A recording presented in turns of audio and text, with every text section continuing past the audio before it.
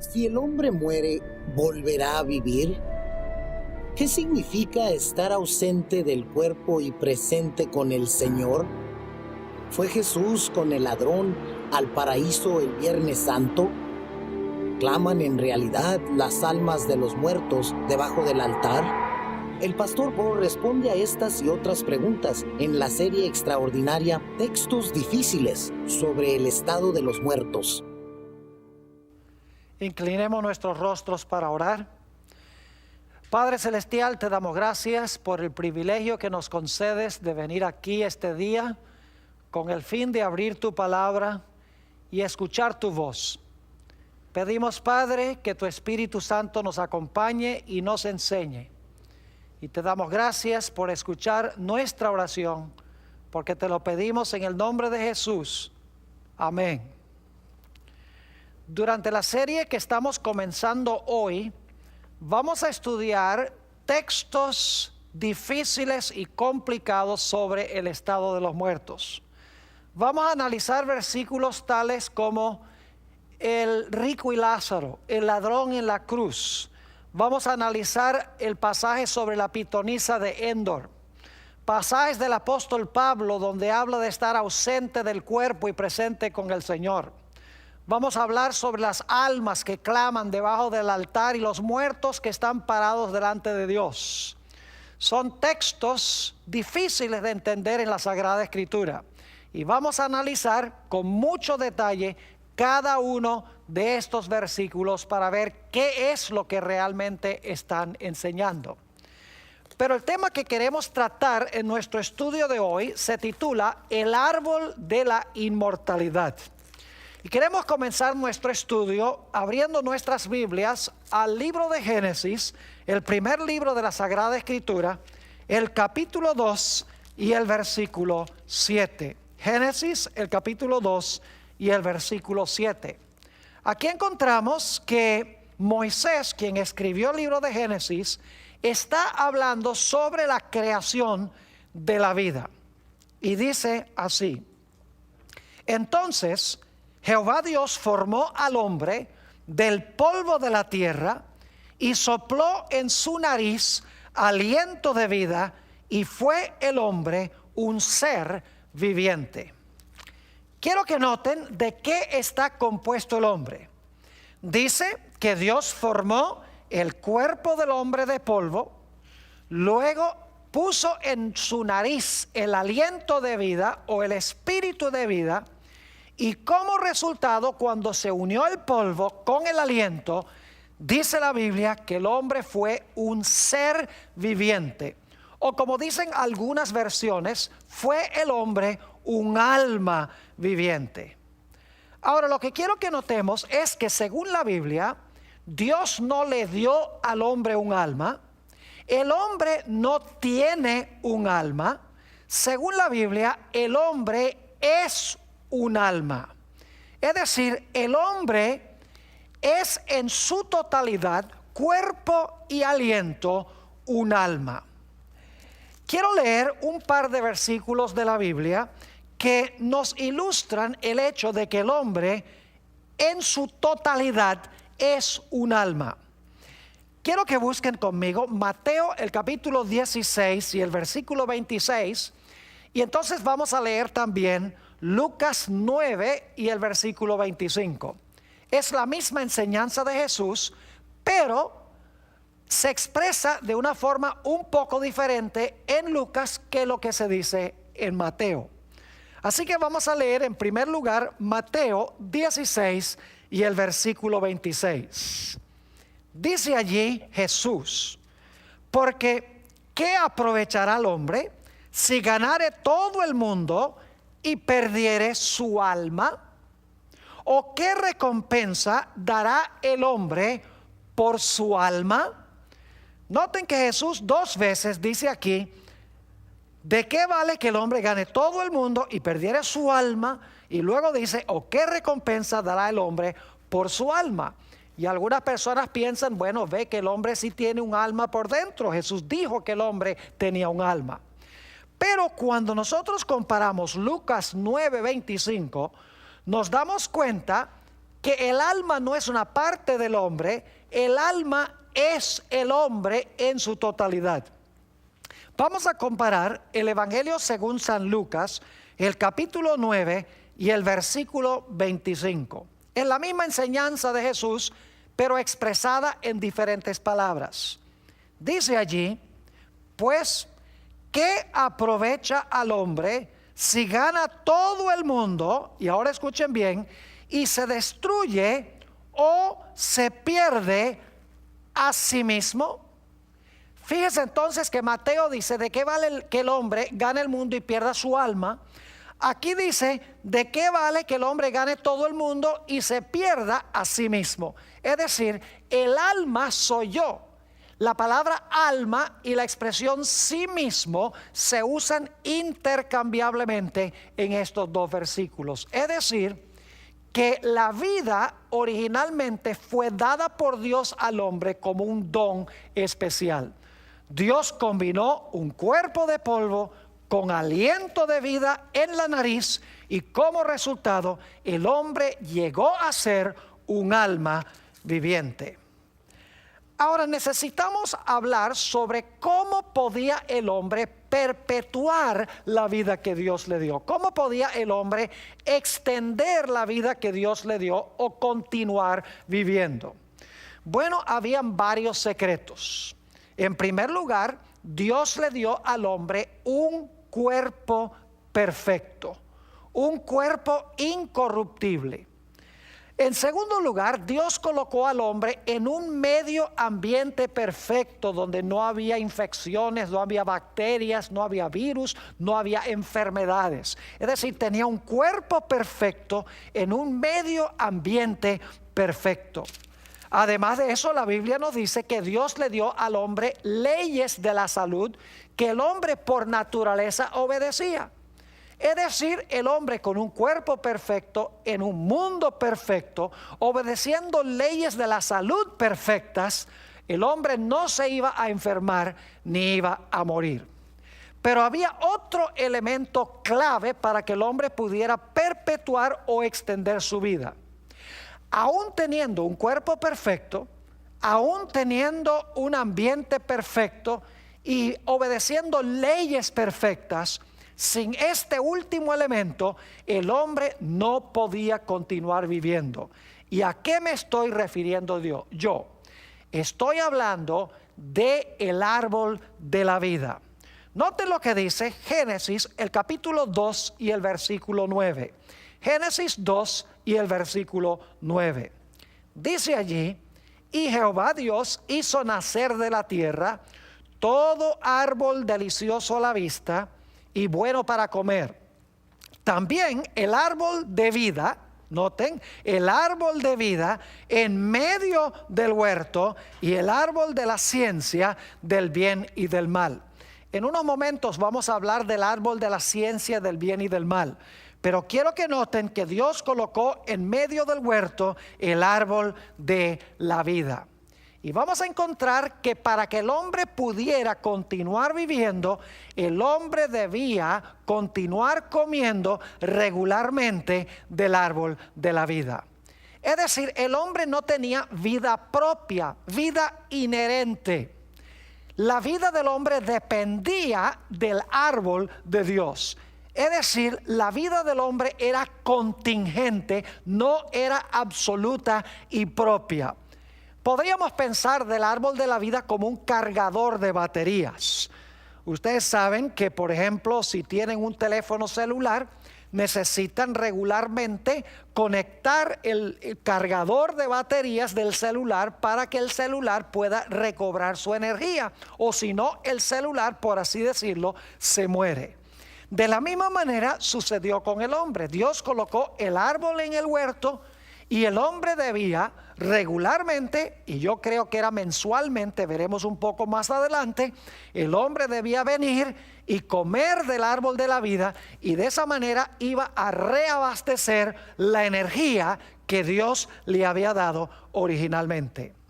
Permítame leerles un par de citas, en realidad son 3 citas, 2 son de la autora Elena White y una cita es de otro teólogo con el nombre de Wheeler Robinson sobre el árbol de la vida. La primera cita la encontramos en el libro Testimonios para la Iglesia, tomo 8, página 288, donde dice la autora lo siguiente: el fruto del árbol de la vida en el huerto de Edén tenía poder sobrenatural. Noten, el fruto tenía poder sobrenatural. Sigue diciendo, comer de él significaba vivir para siempre. Su fruto era el antídoto de la muerte. Sus hojas tenían el fin de perpetuar la vida y la inmortalidad. En el libro Patriarcas y Profetas, en la página 44, dice la misma autora: para que poseyera una existencia sin fin, el hombre debía continuar comiendo del árbol de la vida. Privado de este alimento, vería su vitalidad disminuir gradualmente hasta extinguirse la vida. En otras palabras, sería como un celular que uno no puede cargar. Como resultado, finalmente el celular se muere porque ya no tiene energía y ya no se puede usar. Lo mismo iba a suceder con el hombre si el hombre no participaba regularmente del árbol de la vida. La última cita es de un teólogo con el nombre de Wheeler Robinson. En su libro La doctrina cristiana del hombre dice lo siguiente: según el pensar de Pablo, el hombre era mortal en su naturaleza original, pero con el prospecto de alcanzar la inmortalidad. Pero este prospecto lo perdió cuando fue expulsado del Edén y ya no tenía acceso al árbol de la vida, que hubiera nutrido la inmortalidad en él. Así entró la muerte por el pecado. Así que nos hemos dado cuenta que Dios le dio al hombre la vida. Dios creó al hombre un alma viviente. El plan era que el hombre viviera para siempre, participando regularmente del árbol de la vida. Pero la Biblia nos dice que entró al mundo el pecado y la muerte. Hablemos un poco sobre el origen de la muerte. Como leímos en Génesis 2:9, había otro árbol en el huerto del Edén. Se conoce como el árbol de la ciencia del bien y del mal. Leo de Génesis 2 y el versículo 15 hasta el versículo 17. Dice: tomó pues Jehová Dios al hombre y lo puso en el huerto de Edén para que lo labrara y lo guardase.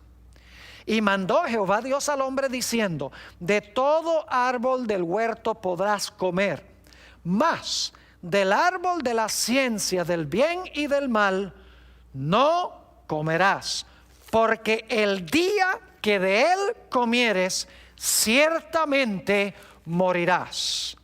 Es decir, Dios le dijo a Adán y Eva que si ellos comían de ese otro árbol, del árbol de la ciencia del bien y del mal, ese mismo día que comieran del árbol iban a morir. Ahora yo quiero que ustedes noten que en el huerto del Edén había otro personaje que odiaba a Dios y quería compartir con Adán y Eva una gran mentira. Se trata de la serpiente antigua, el diablo y Satanás. Dios había dicho: el día que comas del árbol, ese día vas a morir. Pero noten lo que dijo la serpiente en Génesis el capítulo 3 y el versículo 4.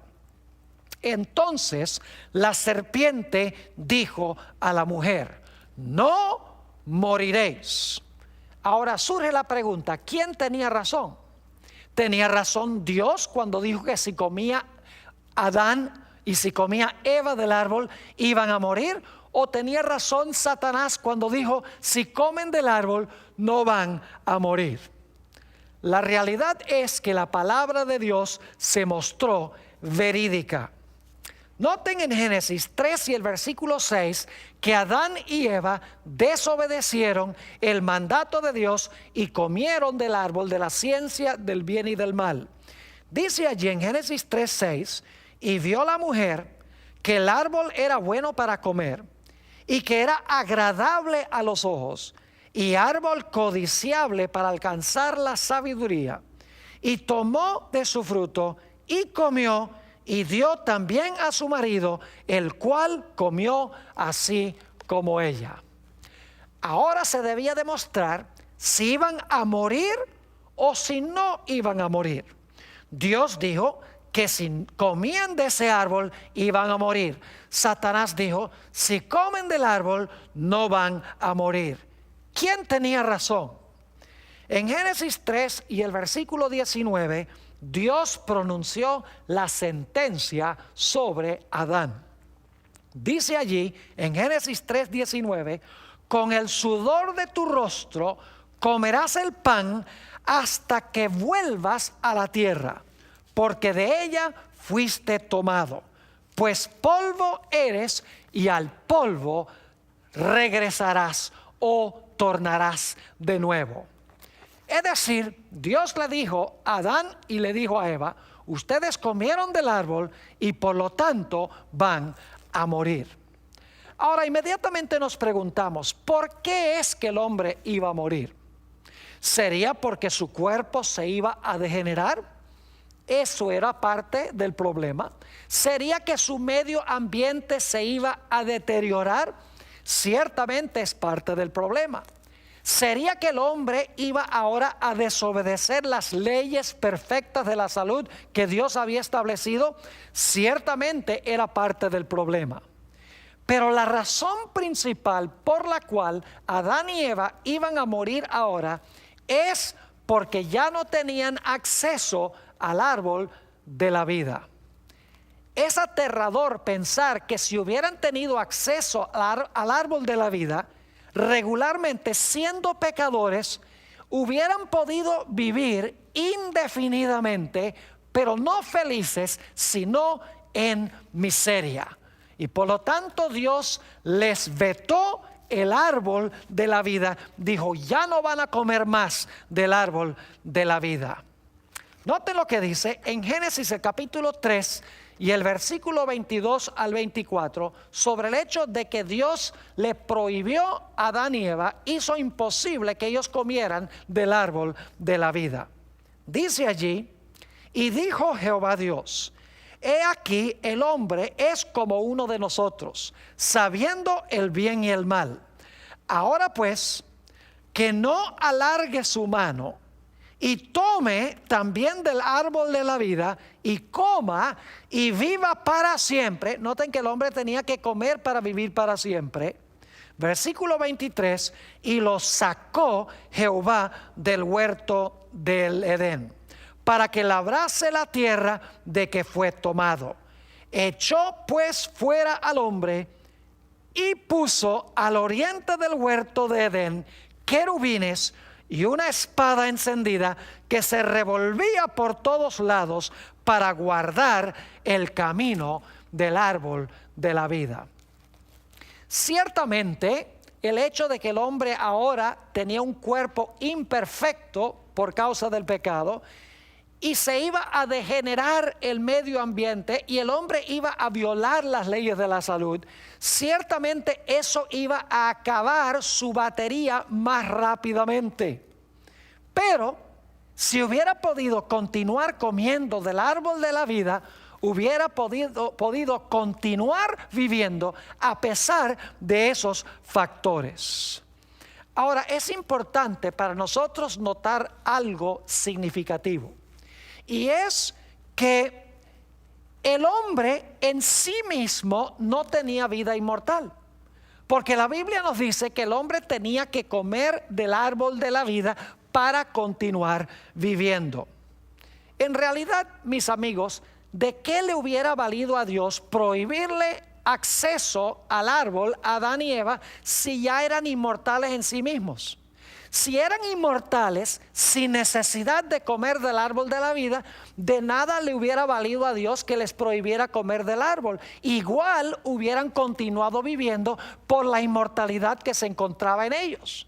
Pero el hecho de que Dios les prohibió comer del árbol de la vida indica de que ellos no tenían inmortalidad, y la Biblia nos dice que en efecto murieron. Pero es aún más serio este asunto, mis queridos amigos, y es que si el hombre en sí mismo era inmortal, entonces no era necesario que Jesús muriera para darle al hombre la inmortalidad. Es decir, que la doctrina de que el hombre en sí mismo tiene inmortalidad hace innecesaria la muerte de Jesús para darnos la inmortalidad. ¿Para qué Jesús va a morir para darnos inmortalidad si nosotros ya en nosotros mismos poseemos la inmortalidad? Ahora quiero hablar un poco de las edades de aquellas personas que vivieron entre la creación y el diluvio, entre la caída y el diluvio. En Génesis, el capítulo 5, tenemos la lista de ciertos héroes antediluvianos. Y es interesante notar la cantidad de años que vivieron cada una de esas personas. Solamente les voy a mencionar las edades, no vamos a leer los versículos, ustedes pueden leerlo en Génesis el capítulo 5. Dice allí que vivieron hasta tener 930, 912, 905, 910, 895, 962, 969, 777, y Noé vivió hasta tener 950 años. La gente dice, ¿cómo es que esa gente podía vivir tan largo periodo de tiempo? La respuesta es que esa gente tenía la batería casi totalmente cargada, porque estaba más cerca al tiempo cuando Adán y Eva tenían acceso al árbol de la vida. Es decir, que su batería no se había agotado como la batería de los que vivimos en esta tierra. Y sin embargo, escuchen bien, a pesar de que tenían la batería casi plenamente cargada porque estaban cerca del momento de la creación, de todas maneras, cerca de 1000 años después, Matusalén y otros murieron porque no tenían acceso al árbol de la vida. Es interesante notar que a pesar de que vivieron todos esos años, murieron. En efecto, en Génesis el capítulo 5, se usa una fórmula muy interesante para hablar de cada una de esas personas, con la excepción de Enoc, que la Biblia dice que fue trasladado al cielo de entre los vivos. Pero los otros 9 que se mencionan en Génesis 5, se usa una fórmula en Génesis 5:5, 5:7, versículo 10, versículo 13, versículo 16, versículo 19, versículo 27, versículo 30, y el capítulo 9 y el versículo 29 se usa la fórmula y murió. Es decir, que la palabra de Dios se mostró verídica y cierta. El hombre no siguió viviendo indefinidamente, como dijo Satanás la serpiente, sino que se comprobó que si el hombre comía del árbol iba a morir. En efecto, en Romanos 6 y el versículo 23 nos dice: la paga del pecado es muerte. Dios tenía razón. ¿Por qué vivieron tanto tiempo aquellas personas antes del diluvio? Quiero leerles una cita que se encuentra en el Comentario Bíblico Adventista, tomo 7, página 988, sobre la razón por la cual los antediluvianos vivieron tanto tiempo. Dice la autora: al comer Adán y Eva de este árbol, reconocieron que dependían de Dios. El árbol tenía poder para perpetuar la vida, y mientras comieran de él, no podían morir. Los antediluvianos fueron tan longevos, es decir, vivieron tanto tiempo porque recibieron de Adán y Eva el poder vivificante que impartía este árbol. Es decir, que la fuente de vida del hombre no estaba dentro de ellos en un alma inmortal. La fuente de la vida se encontraba fuera de ellos en el árbol de Dios. Si no podían comer del árbol, aunque tenían la batería bien cargada, últimamente iban a morir. Y eso es lo que pasó con toda esa generación.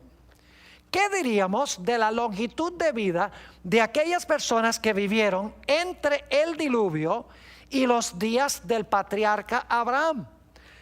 En Génesis el capítulo 11 tenemos la longitud de vida de estas personas. No voy a leer los versículos, pero les voy a decir las edades de aquellos que vivieron desde el tiempo de Noé hasta el tiempo de Abraham. Varios centenares de años. Dice en Génesis 11 que vivieron hasta tener 600, 438, 433, 464, 239 y otra persona también vivió 239, 230, 148, 205 y 175. Ahora, había varios factores que llevaron a que las edades se acortaran tanto. Entre ellas estaba la idea de que el hombre tenía un cuerpo cada vez más imperfecto por causa del pecado. Además de eso, después del diluvio, el medio ambiente se dañó muy rápidamente. Y luego la Biblia nos dice que los seres humanos violaban las leyes de la salud que Dios había dado. Es decir, por estos factores se deterioró el periodo de vida de estas personas y no pudiendo comer del árbol de la vida, finalmente su vida se extinguió. Nuevamente se comprueba que ellos no eran inmortales en sí mismos, tenían que haber comido del árbol de la vida para continuar viviendo. Ahora hablemos de la longitud de vida en los días de Moisés. Estos son varios centenares de años después de Abraham. Nos dice en Deuteronomio 34 y el versículo 7 que Moisés vivió hasta tener 120 años. Es un periodo considerable, pero fíjense que aún hasta los días de Moisés había disminuido aún más el periodo de vida del ser humano. Por violar las leyes de la salud, por un medio ambiente cada vez más dañado, por un cuerpo humano afectado por el pecado y especialmente por no comer del árbol de la vida. Ahora, ¿qué dice David en cuanto a la longitud de vida? Ahora estamos hablando de un periodo aproximadamente 500 años después de Moisés. En el Salmo 90 y el versículo 10, el rey David nos habla de la longitud de vida de los seres humanos hoy. Dice ahí en el Salmo 90 y el versículo 10, los días de nuestra edad son 70 años, y si en los más robustos son 80 años, con todo su fortaleza es molestia y trabajo, porque pronto pasan y volamos. Es decir, a partir de los días de David, la longitud de vida disminuyó hasta 70 o hasta máximo 80 años. Ahora hay excepciones, hay personas que viven hasta 100, hasta 105, pero son las excepciones a la regla. Ahora necesitamos regresar a un punto que tratamos hace unos momentos. Ustedes recuerdan que Dios le dijo a Adán y Eva que el día que ellos comieran del árbol de la ciencia del bien y el mal, ese mismo día iban a morir. Quiero leer nuevamente ese texto en Génesis el capítulo 2 y el versículo 16 y 17. Dice allí: de todo árbol del huerto podrás comer, mas del árbol de la ciencia del bien y del mal no comerás. Y luego dice: porque el día que de él comieres, ciertamente morirás. inmediatamente nos preguntamos, ¿por qué razón Adán y Eva no murieron ese mismo día? Ya hemos visto que Adán vivió hasta tener 930 años. Según dijo Dios, deberían haber muerto ese mismo día. Aquí llegamos a un punto que nos trae gran esperanza. Porque el hombre, como hemos visto, no podía comer del árbol de la vida. Entonces la pregunta es, ¿tenía el hombre alguna esperanza de poder vivir eternamente a pesar de haber pecado? Nos dice en Génesis el capítulo 3 y el versículo 21 que el mismo día que Adán y Eva pecaron se realizó un evento supremamente importante. Hubo una muerte el día en que Adán y Eva pecaron, pero no fueron ellos. ¿Y por qué no fueron ellos? Génesis el capítulo 3 y el versículo 21 nos dice lo siguiente. Y Jehová Dios hizo al hombre y a su mujer túnicas de pieles y los vistió. El primer resultado del pecado para Adán y Eva es que quedaron desnudos. Es decir, la desnudez es el fruto del pecado. Pero ahora Dios dice que tomó túnicas de pieles para cubrir la desnudez de Adán y Eva.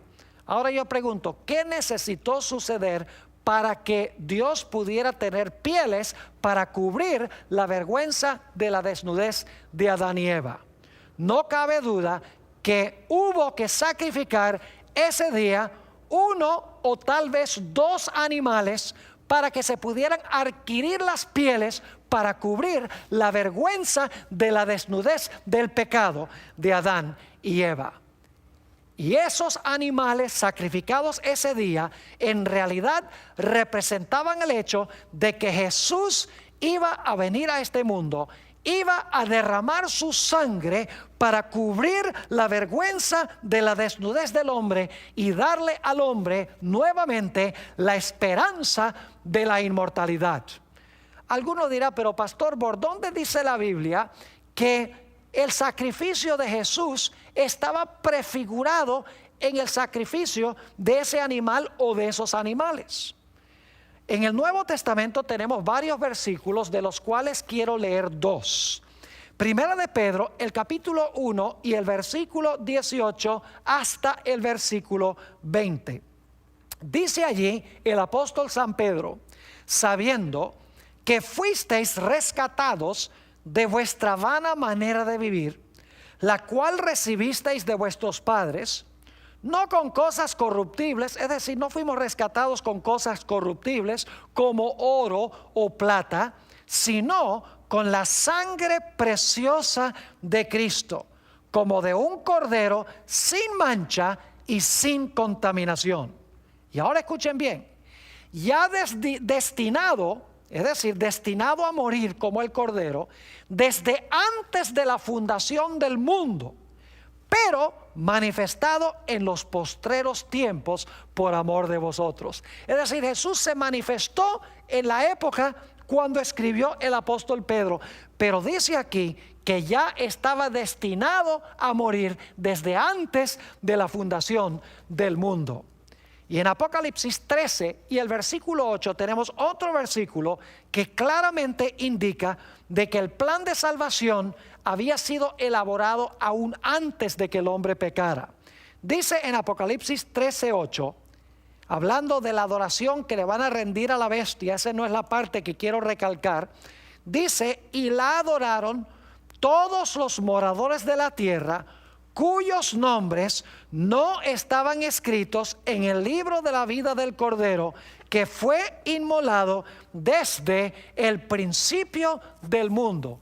Fíjense que nos dice aquí que el Cordero fue inmolado desde el principio del mundo. Es decir, que el mismo día que Adán y Eva pecaron, ese día debían haber muerto Adán y Eva, pero ese mismo día se sacrificó un animal o posiblemente dos animales, y de esa manera Jesús estaba indicándole a Adán y Eva que Él era el Cordero que en el futuro iba a venir para pagar la deuda de pecado de ellos. Ahora la Biblia, mis queridos amigos, enseña que solamente Dios tiene inmortalidad. Nuevamente repito, si el hombre era inmortal en sí mismo, ¿para qué tenía que morir Jesús para darle lo que ya tenía? Quiero leer de 2 de Timoteo el capítulo 1 y el versículo 10, a donde nos habla de la inmortalidad y a quién le pertenece. Dice en 2 de Timoteo 1 y el versículo 10, hablando de la manifestación de Jesús en esos días, dice: pero ahora ha sido manifestada por la aparición de nuestro Salvador Jesucristo, el cual, ahora escuchen bien, quitó la muerte y sacó a la luz vida y la inmortalidad por el Evangelio. Fíjense que Jesús sacó a la luz la vida y la inmortalidad y abolió la muerte. Pero si el hombre es inmortal, ¿para qué había que abolir la muerte si el hombre ya no podía morir porque era inmortal? La Biblia nos dice claramente que Jesús quitó la muerte y cuando Él murió, Él trajo al hombre nuevamente la posibilidad de la inmortalidad por medio del Evangelio. En Romanos 2 y el versículo 6 y 7 tenemos otro texto muy interesante donde nos dice que nosotros tenemos que buscar la inmortalidad. Ahora, mis queridos amigos, si tenemos que buscar la inmortalidad, obviamente no la tenemos ya. Dice allí el apóstol San Pablo en el libro de los Romanos, el capítulo 2 y el versículo 6 y 7, el cual pagará a cada uno conforme a sus obras. Vida eterna a los que, perseverando en bien hacer, noten, buscan gloria y honra e inmortalidad. Es decir, la inmortalidad hay que buscarla y por lo tanto significa que no la tenemos por naturaleza. Jesús trajo la inmortalidad a la luz a través del Evangelio, a través de su muerte. Obviamente, si Jesús trae la inmortalidad, yo no la poseo en mí mismo ya. Pero alguno dirá: pastor, entonces si yo acepto a Cristo, si yo acepto el Evangelio y Cristo me da a mí el don de la inmortalidad, ¿por qué aún nosotros morimos? Si nos da la inmortalidad, si nos garantiza la inmortalidad, entonces ¿por qué es que nosotros todavía morimos?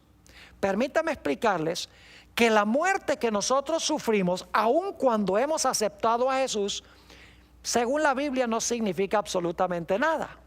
Porque solamente es un sueño, es un momento de silencio hasta que Jesús regrese a este mundo para darnos el toque final de la inmortalidad. Note lo que dice en Primera de Tesalonicenses, el capítulo 4 y los versículos 15 al 17. Este es un pasaje muy hermoso sobre la resurrección cuando Jesús venga. Primera de Tesalonicenses 4, 15 al 17. Aquí dice el apóstol Pablo: por lo cual os decimos esto en palabra del Señor, que nosotros que vivimos, que habremos quedado hasta la venida del Señor, no precederemos a los que durmieron, es decir, no vamos a ir al cielo antes que los que murieron. Porque el Señor mismo, con voz de mando, con voz de arcángel y con trompeta de Dios, descenderá del cielo. Y los muertos, ahora viene la parte clave, los muertos en Cristo resucitarán primero. No todos los muertos, dice, los muertos en Cristo resucitarán primero. Luego, nosotros los que vivimos, los que hayamos quedado, seremos arrebatados juntamente con ellos, es decir, con los que murieron y resucitaron, en las nubes para recibir al Señor en el aire, y así estaremos siempre con el Señor. Es decir, que si yo recibo a Jesús como mi Salvador, la Biblia dice que yo estoy en Él. Tengo la garantía de inmortalidad. Si yo llegase a morir esta noche, no tengo nada de qué preocuparme, porque Jesús murió la muerte que yo debo morir. Y cuando yo lo recibí, cuando yo lo acepté como mi Salvador, Dios me mira, me incluye en Él. Y cuando Jesús venga, Él me va a dar el toque final de la inmortalidad que me garantizó durante el tiempo que yo estaba vivo. En 1 de Corintios, el capítulo 15 y los versículos 52 y 53, encontramos otro pasaje hermoso sobre la resurrección. Quiero leer 1 de Corintios 15 y en realidad voy a leer empezando en el versículo 51 hasta el versículo 55. Dice allí: he aquí os digo un misterio. No todos dormiremos, pero todos seremos transformados en un momento, en un abrir y cerrar de ojos, a la final trompeta, es decir, cuando Jesús venga. Y los muertos serán resucitados incorruptibles, y nosotros seremos transformados. Porque es necesario que esto corruptible se vista de incorrupción. ¿Cuándo es que nos vamos a vestir de incorrupción? ¿En el momento cuando morimos? No, es a la final trompeta, según dice aquí. Porque es necesario que esto corruptible se vista de incorrupción, y esto mortal se vista de inmortalidad. Si tenemos que vestirnos de inmortalidad, ¿no la tenemos ya? ¿Cómo puede usted hablar de que la necesidad de vestirnos de inmortalidad si ya somos inmortales? Sigue diciendo: y cuando esto corruptible se haya vestido de incorrupción, y esto mortal se haya vestido de inmortalidad, entonces se cumplirá la palabra que está escrita: sorbida es la muerte en victoria. ¿Dónde está, oh muerte, tu aguijón? ¿Dónde, oh sepulcro, tu victoria? ¿Cuándo entonces es que vamos a recibir la inmortalidad? La Biblia dice: a la final trompeta, cuando esto corruptible sea vestido de incorrupción y esto mortal se vista de inmortalidad. Obviamente yo no soy inmortal si Jesús tiene que venir a darme el toque de inmortalidad. Y dicho sea de paso, por eso si yo recibo a Jesús como mi Salvador y mi Señor, si me arrepiento verdaderamente y confieso mis pecados, si yo llegase a morir esta noche, no tengo de qué preocuparme, porque el Señor Jesucristo ha escrito en mi registro: Él va a recibir inmortalidad cuando yo venga, porque yo pagué la deuda de su pecado. Una vez hablaba con un amigo que creía que el hombre es por naturaleza inmortal, y le hice la pregunta: ¿tú crees que el hombre es omnisciente? Es decir, ¿puede saber todas las cosas? Me dice: no, solamente Dios es eso. Le dije: ¿crees tú que Dios es, que el hombre puede ser omnipresente como Dios, que puede estar presente en todas partes? Dice: no, la omnipresencia es solamente de Dios. Le dije: ¿crees tú que el hombre puede ser omnipotente y hacer todas las cosas como Dios? Dice: no, la omnipotencia pertenece solamente a Dios. Y entonces le pregunté: ¿crees tú que el hombre es inmortal en sí mismo? Y me dice: sí, el hombre es inmortal. Le dije: un momentico, la inmortalidad es uno de esos atributos incomunicables de Dios, es decir, que pertenecen inherentemente a Él. Es decir, como Dios es omnisciente, omnipresente, omnipotente, la Biblia deja en claro que solamente Dios es inmortalidad, y que tengo yo que recibirlo para recibir la inmortalidad. Primera de Timoteo 6, 13 al 17, el apóstol Pablo nos dice que solo Dios tiene inmortalidad. Dice allí: te mando delante de Dios, que da vida a todas las cosas, y de Jesucristo, que dio testimonio de la buena profesión delante de Poncio Pilato, que guardes el mandamiento sin mácula ni reprensión, hasta la aparición de nuestro Señor Jesucristo, la cual a su tiempo mostrará el bienaventurado y solo soberano, Rey de reyes y Señor de señores. Y ahora escuchen bien: el único que tiene inmortalidad. ¿Qué parte de la palabra único no entienden? Único significa que hay uno solo, y aquí dice Rey de reyes y Señor de señores, el único que tiene inmortalidad. que habita en luz inaccesible, a quien ninguno de los hombres ha visto ni puede ver, al cual sea la honra y el imperio sempiterno. Ahora necesitamos regresar a la idea del árbol de la vida. Escuchen bien, Dios originalmente puso el árbol de la vida en el huerto.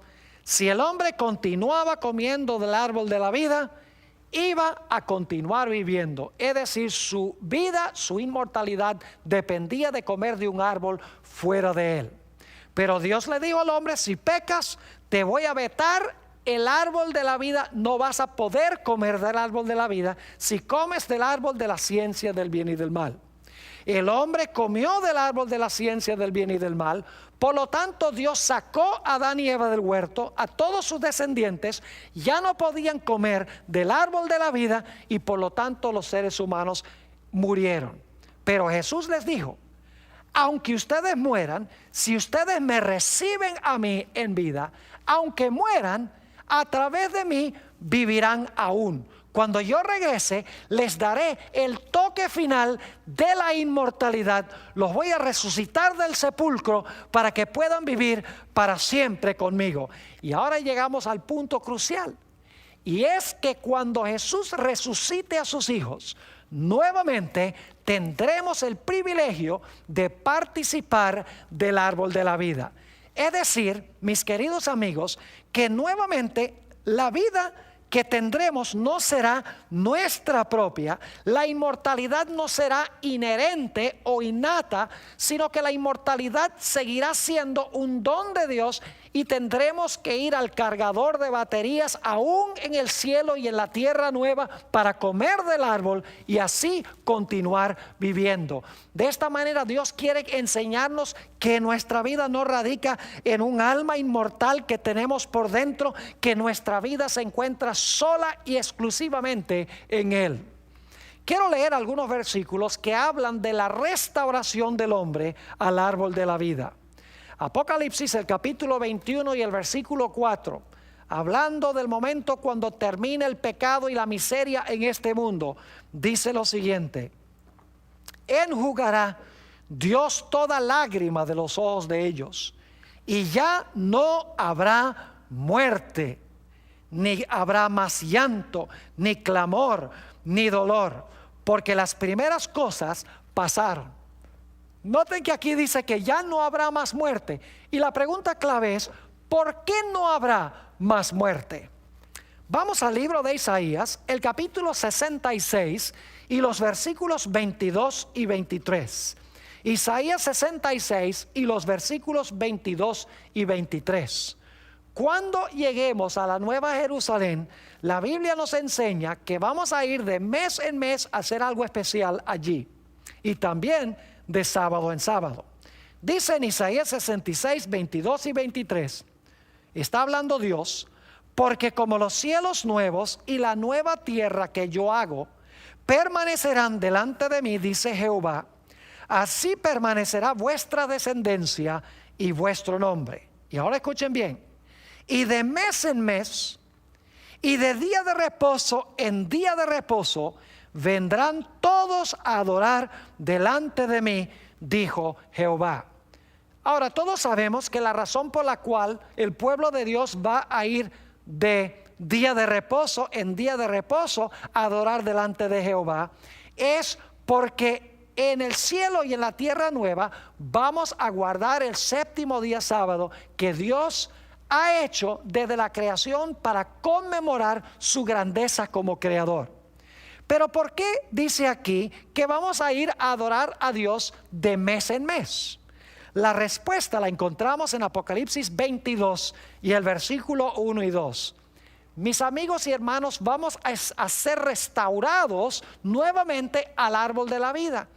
Y vamos a ir de mes en mes a participar del árbol de la vida para cargar nuestra batería, para que siempre estemos llenos de vitalidad y de energía. Dice en Apocalipsis 22 y el versículo 1 y 2: después me mostró un río limpio de agua de vida, resplandeciente como el cristal, que salía del trono de Dios y del Cordero. en medio de la calle de la ciudad, y a uno y otro lado del río estaba, noten, el árbol de la vida, que produce 12 frutos, dando cada mes su fruto, y las hojas del árbol eran para la sanidad de las naciones. Fíjense que aquí dice que el árbol de la vida produce un fruto nuevo cada mes. Y en Isaías 66 dice que iremos de mes en mes a adorar delante de Jehová. Es decir, vamos a comer mensualmente del árbol de la vida, y así reabasteceremos nuestra energía perpetuamente, inmortales, no en nosotros mismos, sino porque comemos del árbol de Dios. Ahora alguien dirá, pero pastor, ahí sencillamente dice que vamos a ir de mes en mes. Ahí dice solamente que el árbol de la vida produce su fruto cada mes. Allí no dice nada de que vamos a comer de ese árbol. Bueno, noten lo que dice Apocalipsis, el capítulo 2 y el versículo 7. Apocalipsis, el capítulo 2 y el versículo 7. Dice: el que tiene oído, oiga lo que el Espíritu dice a las iglesias. Al que venciere, escuchen bien, le daré a comer del árbol de la vida, el cual está en medio del paraíso de Dios. No solamente vamos a ir cada mes a admirar el árbol de la vida, dice que vamos a ir de mes en mes para comer del árbol de la vida que está en medio del paraíso de Dios. Ahora, ¿cuál es la garantía de que nosotros podremos algún día participar de ese árbol de la vida para continuar viviendo por los siglos de la eternidad? Mis queridos hermanos y amigos, hay una condición, y es que tenemos que recibir a Jesús ahora como nuestro Salvador y Señor. Tenemos que aceptar su vida en lugar de nuestra vida pecaminosa. Tenemos que aceptar su muerte en lugar de la muerte que nosotros debemos sufrir. Es decir, recibiendo a Jesús, puedo tener ahora la garantía de inmortalidad. Y si llego a morir, Jesús, cuando venga, me va a resucitar y me va a restaurar al árbol de la vida. Podré comer de mes en mes y así vivir por los siglos sin fin. En Juan 3 y el versículo 16, tal vez el versículo más famoso de la Biblia, encontramos estas palabras: porque de tal manera amó Dios al mundo, que ha dado a su Hijo unigénito. Noten esto: para que todo aquel que en Él cree no se pierda, mas tenga vida eterna. Fíjense nuevamente que yo no tengo vida eterna en mí mismo, porque aquí dice que yo tengo que creer en Jesús para recibir la vida eterna. Es más, en 1 de Juan, el capítulo 5 y el versículo 11 y 12, encontramos las siguientes palabras muy significativas. Dice en 1 de Juan 5, 11 y 12: y este es el testimonio, que Dios nos ha dado vida eterna. Y esta vida, ¿dónde está? Bueno, en un alma inmortal que yo tengo por dentro, ¿verdad? Claro que no. Dice nuevamente que Dios nos ha dado vida eterna, y esta vida está en su Hijo. El que tiene al Hijo tiene la vida. El que no tiene al Hijo de Dios no tiene la vida. Es decir, nuestra esperanza de vida no se encuentra en un alma inmortal que está dentro de nosotros, que ni siquiera Dios puede destruir. Nuestra fuente de vida está en tener a Jesús como nuestro Salvador y nuestro Señor. En Gálatas, el capítulo 3 y el versículo 26 y 27, nos habla de cómo podemos nosotros llegar a estar en Jesús. Porque ustedes recuerdan que leímos en 1 de Tesalonicenses, el capítulo 4, que los muertos en Cristo van a resucitar y luego Jesús los va a restaurar al árbol de la vida. Pero ¿cómo puedo yo llegar a estar en Jesús o en Cristo? En Gálatas 3, 26 y 27, el apóstol Pablo nos explica cómo podemos llegar a estar en Cristo. Dice lo siguiente: pues todos sois hijos de Dios por la fe en Cristo Jesús. Noten, pues todos sois hijos de Dios por la fe en Cristo Jesús. Y luego dice, porque todos los que habéis sido bautizados en Cristo, de Cristo estáis vestidos. Mis queridos amigos, el momento cuando yo llego a estar en Cristo es en el momento del bautismo. Y quiero explicarles por qué razón Dios ha establecido esta ceremonia especial de incorporación del hombre en Jesús. En realidad, la Biblia nos dice que el Señor Jesucristo vivió una vida perfecta. Jesucristo murió, fue sepultado y resucitó de los muertos para no morir más. En la ceremonia del bautismo, yo me incorporo a lo que hizo Jesús, porque yo también he vivido una vida llena de pecado, pero cuando recibo a Jesús, la vida perfecta de Él está en lugar de mi vida imperfecta. Y luego, cuando soy sepultado en las aguas del bautismo, en realidad estoy figurativamente, simbólicamente, estoy muriendo, porque cuando me ponen debajo del agua, dejo de respirar como un muerto cuando lo entierran. Es decir, sepultado en las aguas, estoy simbólicamente muriendo. Y entonces, cuando salgo del agua, y dicho sea de paso, he bautizado a muchas personas, cuando esas personas salen del agua, lo primero que hacen es respirar profundo, porque han salido del agua y están vivos. Es decir, que el bautismo es una ceremonia que nos incluye en el Señor Jesucristo, nos incorpora en Él, porque simbólicamente pasamos por la misma experiencia de Él. Vivimos, morimos, somos sepultados y resucitamos a novedad de vida en Él. Es decir, si yo me arrepiento del pecado, confieso mis pecados, sepulto esos pecados en las aguas del bautismo, salgo de las aguas del bautismo, estoy incorporado en Jesús. Y si llegase a morir, mi vida está escondida en Él. Y cuando venga me dará el toque de la inmortalidad y me restaurará al árbol de la vida.